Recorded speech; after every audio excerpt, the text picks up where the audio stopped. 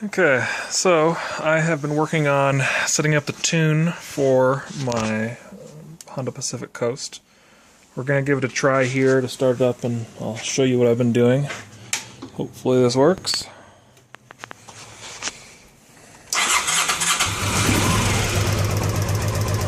So I already had the engine warm, which makes it a lot easier to start up. And it takes a minute for the air-fuel ratio to kick on because of the heater that you can see that's still running even though it doesn't need to.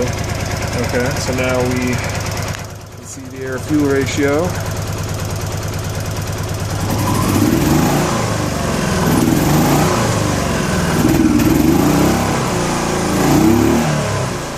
So there's still some tuning to be done, obviously.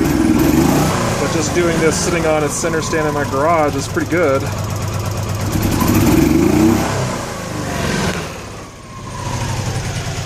And here's the Tuner Studio software that you can do auto-tuning with. So I'll turn on the auto-tune. It's just this button up here. So now it sees that it's correcting the table.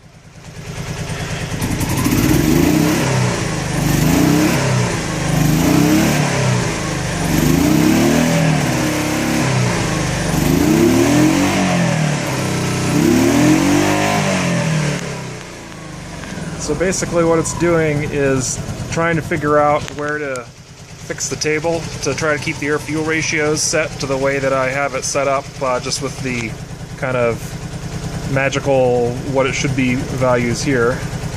And these were auto-generated. There's this tool that you can use to auto-generate air-fuel ratios, so I did that before. And that's kind of why it gave me what it did. Don't know if it's completely right or not, but it's a good starting point that I can then iterate on later.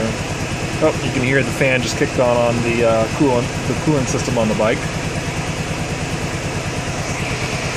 And so I'm going to stop tuning and apply that and save to the ECU. And I'm going to go in and actually do a little bit of manual tinkering here, because I know that up in this zone right here I need to probably have higher enrichment than I do right now, or longer squirts rather. I'm going to bump it up to like 55 or so for a few of those. I'm just kind of guessing on what it should be. But it's probably a pretty good guess, actually.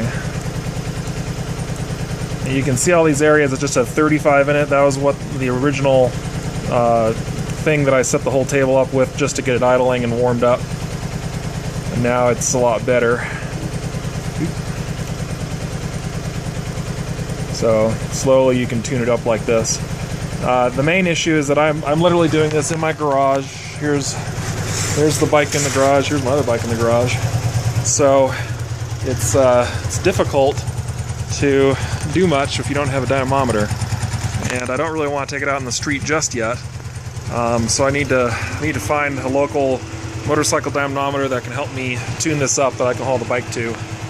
I'll have to package up some of the wires a little better first, though. As you can see, I still have a nice bit of work to do there, but it is running, it is idling, it is doing fairly well with this stuff. You can hear I got a few things still to work out. Sounds probably like a enrichment thing. And I think some of that also is because of the throttle position sensor, which is buried down in here. Hard to see, you can't even see it.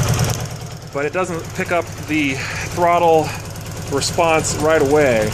There's a little bit of a gap like that where there's some play in there that I need to probably go in and put like a little rubber shim in to fix. So that'll happen in the near future, maybe this evening once the engine cools down.